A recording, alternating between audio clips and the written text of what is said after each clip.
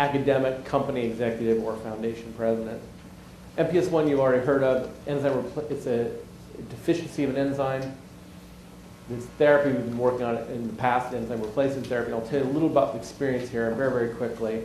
We had a very good dog model, which we used for studies, and this is just an example of how variable the patients are. These are two patients in the same study, 5 years old, 22 years old, completely different phenotypes, but all having the same problems. And we did a study looking at surrogate measures of storage, which we used an organ size and urine GAG. Liver size normalized in these patients on therapy, on weekly enzyme replacement therapy with aldosterone. And urinary GAG comes down very precisely, very quickly in these patients. So we had a very nice response on the storage side. Now to try to figure out how much urine GAG to gauge it or calibrate it, what we did is looked at we obtained normal urine GAGs and developed 95% confidence limits for the different age groups, and then measured our patients at different ages for their reduction relative to that age range. And what we were showing is that, in fact, that the urine GAG decrease we were observing was about 80% of the excess above the 95th percentile for urine GAG. And so you can see the individual responses here. And so, while it's hard to know how big a change, how much of a change is enough, we certainly were getting 80% of what was above the normal range for these patients. So that seemed like a fairly large fraction of the total. But what came up to, and questions that were raised, was what does this change really mean clinically, and is this predictive of any effect? And we didn't know that. This was our first study. We certainly saw clinical effects in the study, but it wasn't a randomized controlled blinded study. How much GAG reduction is enough? That was what I call the calibration question. And we were trying to use bone marrow transplant data, but the transplanters didn't make that data available to us, so we couldn't really get enough of that data.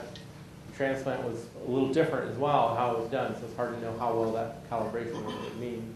So that was one of the questions. Then, does urine reflect the other tissues? I think that was the question mark that you raised, right? Which was, how do we know what this means? And I think now, since 97, 98, 99, and to now, there's been a lot more development. Several products either in development or approved.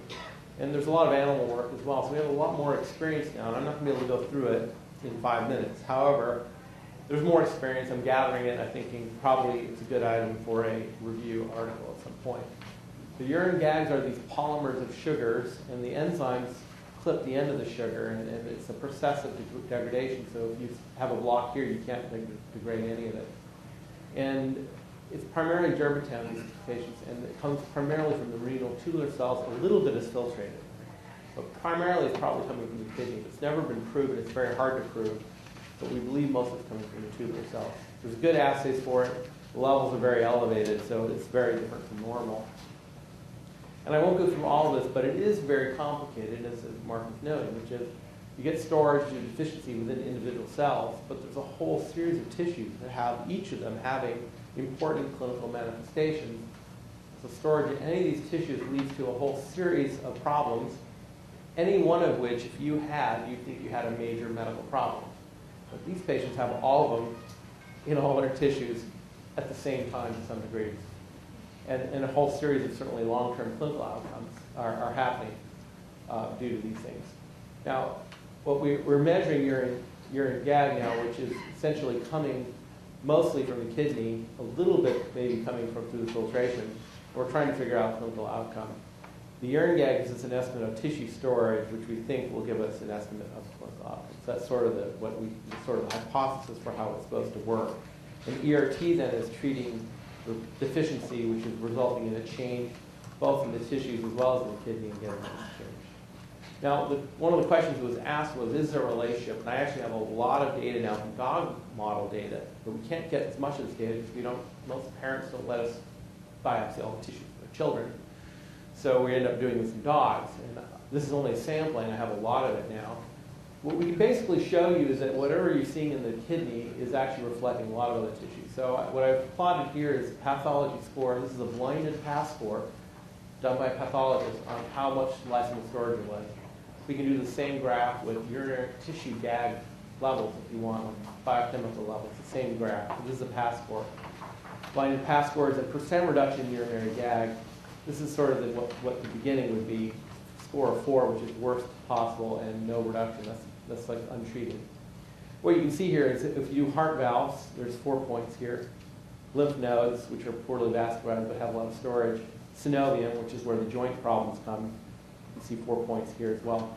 You can see a nice relationship, but it's not perfectly linear. It's kind of, there's a lot of points missing in here, but the curve is clearly coming steeply down in this range. And I think that's part of what we have to learn about the endpoint is what that relationship is between storage and in the urine versus this. And I think we're gaining a lot more information on it. We have a lot more now that would give us a little more clarity. But what I think is interesting for you to see is that heart valve, synovium, lymph nodes are kind of giving you the same pattern, basically, right, across the board. And we have a whole series of tissues. We actually did something like 15 different tissues. So I think what that tells you is that you can say something about the tissues, and it gives us some way to calibrate what does the urine GAG level reduction mean in various tissues. Eventually, a randomized placebo-controlled study was done, and these were clinical endpoints, forced valve capacity and 6-minute walk test, both improving in the treated and not in the placebos during the first 6-month blinded period. And urine GAG, of course, in the time, had similar responses. It went down in the treated patients, went up in the untreated patients. And in the same time scale, when you're seeing changes here, you can see by the first time point, you're seeing the separation between the groups, and that's happening immediately in urine GAG. The question then came, well, how does urine GAG, let's say, relate to a particular endpoint like 6-minute walk test? How does percent urine GAG? And that's what was done here. If you look at percent GAG change and 6-minute walk test distance, and this is, the X here is 0 and 0, all right? That's the center, no change in the both. You see all the black dots here, which are the placebo patients, right? They're stay to the right mostly, and mostly are below the 55-meter minimum important difference change, which we were using in this study. And there was a group of 9 patients in the treated group who are exceeding the 55-meter minimum important difference level of change, and also have, as you can see, essentially almost all have a greater than 40% reduction except one. But there's this group of few patients down here who are treated, and they're hanging out here, and they're different. They had a good reduction, but they didn't really have they had a decrease in walk distance. And they turn out they were having some cord compression. And so these patients are confounding the result, at least for this clinical endpoint. So the urine GAG is not precisely predicting 6-minute walk test difference, but I wouldn't actually expect it to, because the 6-minute walk test has a lot of other factors. It's mainly predicting the fact that you're treating the storage, and then depending on the clinical situation, patients will actually gain an improvement or not. But you can see the cloud has moved this way. This group of patients moved this way, and this group of patients is hanging out over here. You can see the group separating based on urine GAG. What's confounding and crazy about this is that you think of clinical endpoint, well, 6-minute walk test, that's your clinical endpoint, but this disease has all kinds of body systems involved. So what about the other body system? And so I like to show this to people because this is the same group of patients now over 3.5 years of treatment looking at their 6-minute walk test on a patient. This is the individual patient results. And then another measure, which is shoulder flexion. What's interesting is that the adolescents, patients who were adolescents to start, actually had lost walk distance during this period. And it turned out none of them had some cord compression problems related to neck instability. Their necks were so stiff, full of storage, that when we released all that storage, their necks became flexible or unstable. Some of them actually had some cord compression problems and needed diffusion. But look at what's interesting is that their other joints were also getting much more flexible. Their whole body was getting a lot more flexible. They had tremendous improvements in shoulder flexion. The very same patients. So then the question is, is this better or is this not better? Is this worse here, better here? What does that all mean? What's the net of that, right? What's the net clinical effect of all of that, right? You were, right, Tom, you were talking about what's the net clinical effect of all that? Well, we did something at the last workshop I just wanted to bring back for you, which I was talking about doing multi-domain endpoints, and we took 6-minute walk, forced valve capacity, and shoulder, and showed that if you took the patient's own score of their health, the child assessment or health assessment questionnaire, that's how they feel about how they're doing, you found that the correlations with each of the individual endpoints was good, but not great. But actually, if you pooled them all together, you actually got a stronger correlation and a better p-value, putting 3 parameters together. Now, what I could not do for you today, and I really wanted to be able to do today, is run the urine GAG relative to the CHAC and see if the CHAC is now predicting overall health outcome better than it is any individual clinical endpoint. which would be the great thing. However, I don't have the urine GAG data. Perhaps I will get it for these studies, but that would be a nice follow-on. But this kind of gives you that other problem, is that what does the clinical endpoint mean? And when you don't see a perfect correlation, is that because it's the clinical endpoint is really the perfect measure, or is it also imperfect? And that's why you're not getting the right answer. I feel very comfortable that urine GAG is giving us a good answer, and it does it in a number of clinical settings. Here's an example with immune response. And if you look at urinary GAG reduction and immune response, you see this very nice correlation here between what your titer is and what your GAG response is. And the hurler patients have a very good response over here. And there are a group of patients at high titer. You see this group of 3, but they were over here when we increased their dose. We were able to move them to a higher reduction level. But it just tells you now that you can see that the urine GAG is responding to the variation in immune response. Now you might say, well, what does that mean clinically? Maybe the antibodies don't mean anything. So actually, I took the slide out, but we have shown some other data showing that there is this good relationship to it. Now, I want to also show the Elaprase data briefly, too. I know that there, Shire was here somewhere, right? There you are, from Shire. Yeah, this study had clinical endpoints, FEC, 6-minute walk, which were part of a composite, and they also had liver storage, and they had urine GAG. Now, what was interesting is that at one dose level, weekly, FEC got better, but walk test was not that much better.